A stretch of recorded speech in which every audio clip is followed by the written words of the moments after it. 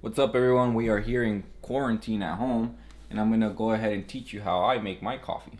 Um, the contraption that you guys are gonna see is all thanks to my sister. She's the one that is really into coffee, so she's been letting me borrow it, and it's the drip method. So I'm gonna go ahead and get my water going. Then I'm going to grind my coffee beans, and then get it ready for the drip method.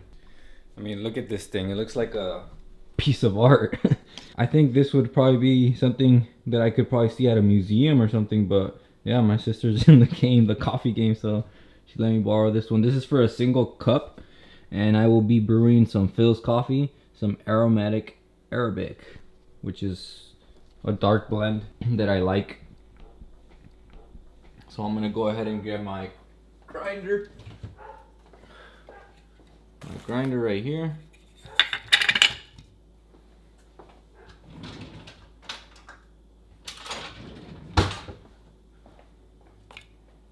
Get it connected.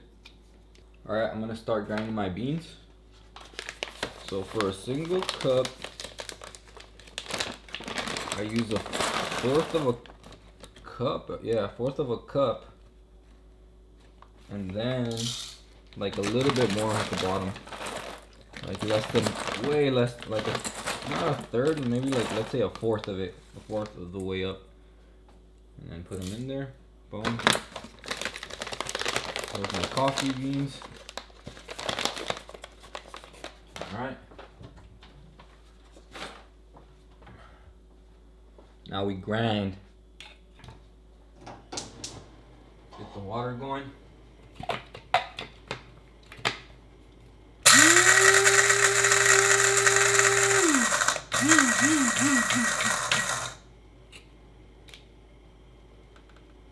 Alright, so the consistency for the coffee, you want it to be kind of like sea salt. A little chunky, not too coarse. So for this contraption, we have these single filters. And I need to set it up.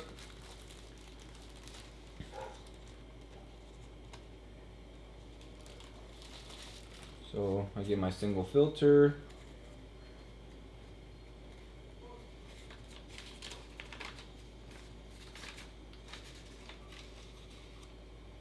Alright.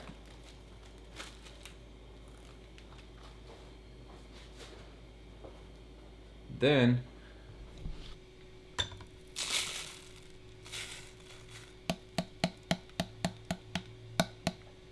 alright, so basically you have to do it in a round motion. You start off low, then you want to get all the coffee wet, and then you try to. My sister told me I need to go high because the more bubbles you see, that means the more it's gonna release the aromas and the flavors of the coffee. But check it out. That's why it's called the drip method, right? Look at that. Ooh, I wish you could smell this. For real. Alright, then you need to get like those baristas or those coffee tenders or whatever they call them, and then you gotta get high on this. Check it out, so that you can get those bubbles. Have you ever seen this in the coffee shops? Boom. Here, check it out. These are the bubbles I'm talking about. See those? Get those bubbles in. That way you can get the full flavor of the beans and the grind. And it's also recommended that you grind your beans right before you make your coffee because that's the freshest way possible, right? But if you can't, and if you already have your grounded beans or whatever, then do it like that too. There's nothing wrong with that. It's just, I guess it's just preference. So I'm gonna go in on this.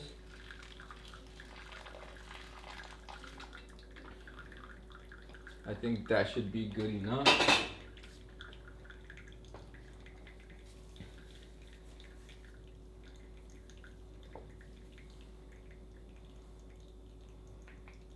Yeah, that's probably good enough. And then I'm gonna get a teaspoon just so I can mix it around.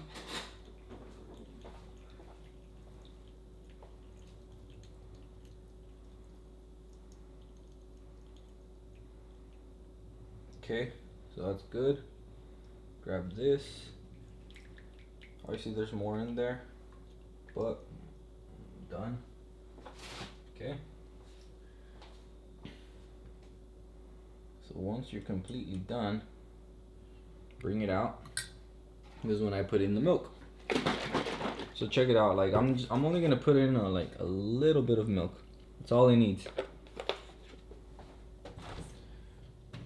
I usually drink my coffee black, so I can taste all the flavors in the coffee. But for some reason, when I added a little bit of sugar and just a little bit of milk, it just gave it that smooth finish and that enjoyable drink. Right, you get that enjoyable smooth drink.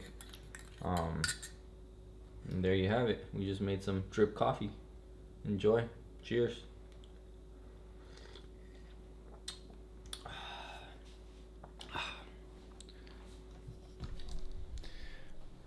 Now I understand all you coffee drinkers why it's so satisfying to get your coffee in the morning or anytime, any part of the day. You guys drink more than one, right? Usually.